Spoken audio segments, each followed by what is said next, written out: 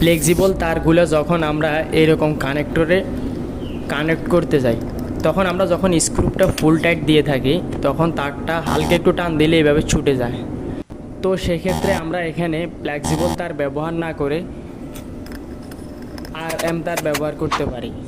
এই যে এই তারটা দেখুন, এইরকম RM তার আমরা ব্যবহার করে ঠিক এইভাবে আমরা তার ইনসুলেশন খুলে আমরা এইভাবে কানেকশন করতে পারি। সেক্ষেত্রে আমরা তারটা নিয়ে যতই টানাটানি করি আমাদের তারটা আর ছুটবে না।